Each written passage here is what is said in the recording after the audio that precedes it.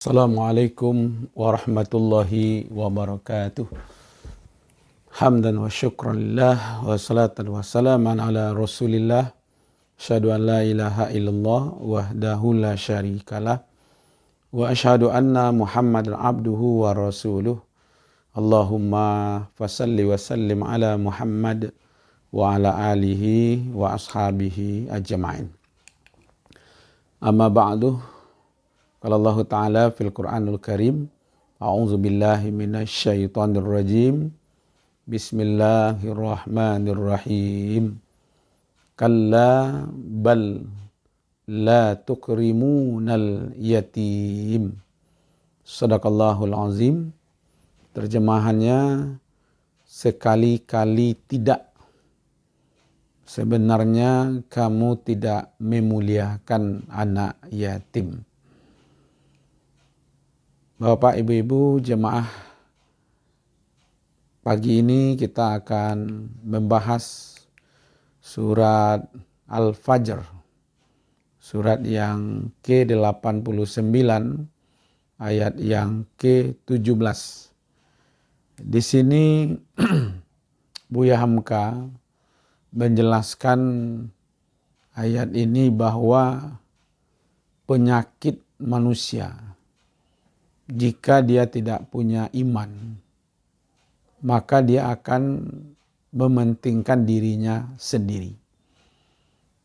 Maka itu kalau ada orang-orang kaya bercita-cita akan berbuat baik, akan menyantuni orang miskin, akan membantu anak-anak yatim, apakah dengan kasih sayang, apakah dengan berbagi hartanya dengan anak yatim, itu sebenarnya adalah sesuatu yang bohong, ya, kalau dia tidak beriman kepada Allah Subhanahu wa taala. Sehingga dengan ayat ini mengatakan kalla bal la tukrimunal yatim. Sekali-kali tidak, sebenarnya kamu tidak memuliakan anak yatim, ya, karena memang sifat baik dan terpuji tidak akan tumbuh jika tidak diiringi dengan iman, ya. Jika sudah kaya, dia tidak punya belas kasihan kepada anak-anak yatim, ya. Dia tidak akan memikirkan bagaimana kalau dia mati mendadak, lalu anak-anaknya akan menjadi anak yatim, ya. Maka itu patut kita renungi, bapak-bapak, ibu-ibu. Sabda Rasulullah Sallallahu Alaihi Wasallam dari Sahal bin Sa'ad radhiyallahu anhu, qala ana wa kafilul yatimi fil jannah hakaza. Kata Rasulullah, aku dan orang-orang yang menanggung harta dengan hartanya, yaitu anak-anak yatim, maka kedudukannya di surga seperti ini, kata Rasulullah. Seperti ini itu wa isyaratu bisababah, ya, mensyaratkan telunjuk dengan jari tengah. Begitulah dekatnya Rasulullah dengan orang-orang yang peduli terhadap anak yatim. Jadi bapak-bapak, ibu-ibu, nyata, ya, dalam kehidupan kita kan sebenarnya ada orang Islam yang kaya, tapi ada juga orang kafir yang kaya. Ada orang Islam yang miskin, ada juga orang kafir yang miskin, gitu. Maka itu ukurannya sebenarnya bukan kaya atau miskin, ya, tapi adalah iman dan ketakwaannya. Kalau dia kaya, lalu dia beriman dan bertakwa, maka dia akan mudah mengeluarkan hartanya untuk anak yatim, ya kan? Maka itu jika ada orang kaya yang tidak mengeluarkan hartanya untuk anak-anak yatim, maka sesungguhnya dia termasuk orang-orang dianggap oleh Allah berbohong gitu. Kalla bal la tukrimunal yatim. Sekali-kali tidak, ya. Yang demikian itu sebenarnya kamu tidak memuliakan anak yatim gitu. Ya kan? Maka itu di waktu kita diberi rezeki oleh Allah, maka berbagilah dengan anak-anak yatim.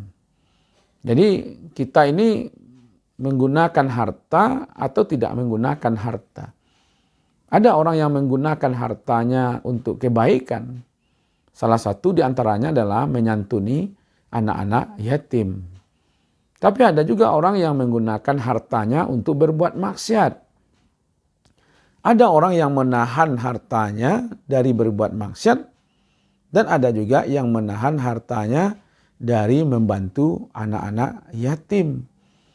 Maka itu sebenarnya kita dimotivasi oleh Allah, ta'awanu alal birri wat taqwa. Tolong menolonglah kamu dalam kebaikan dan ketakwaan. Ya, Bapak Ibu yang kita muliakan, jika ada orang menahan, menyimpan hartanya, maka itu menahan yang terburuk, menyimpan harta yang terburuk adalah menyimpan harta atau menahan harta yang tidak diberikan kepada anak-anak yatim. Maka itu harta anak yatim itu ada dua kantongnya sekarang ini. Pertama, kantongnya ada pada diri kita masing-masing. Dan kita bisa beri kepada mereka kapan saja, di mana saja, di waktu mereka membutuhkan, kita bisa berbagi. Yang kedua, kantong anak yatim itu ada di masjid, di rumah ibadah. Ya, kadang-kadang pengurus-pengurusnya pun menahan harta anak yatim, lalu berbagi hanya 2 kali dalam setahun, di waktu Idul Fitri atau dia mau masuk sekolah. Padahal sebenarnya kebutuhan anak yatim itu adalah hampir setiap hari yang perlu kita perhatikan. Maka itu sebagai pengurus yang mengolah harta anak yatim, maka segerakanlah bagi kepada anak-anak yatim. Jangan mereka bangga dengan harta mereka, tapi ternyata harta mereka adanya di masjid. Ya kan? Ada hartanya di bank gitu. Karena ada laporan setiap Jumat, ya kan? Laporan keuangan anak yatim. Ya, 40 juta, 100 juta. Sementara waktu mereka mendengar kalau harta mereka, uang mereka ada di masjid puluhan juta. Maka itu jangan ditahan harta anak yatim itu. Ya kan? Bagi kepada mereka segera, karena itu adalah hak mereka. Bapak, Ibu-ibu yang kita muliakan, anak-anak yatim terutama sekali yang kita santuni itu adalah anak yatim yang berada di sebelum balik dan berakal gitu.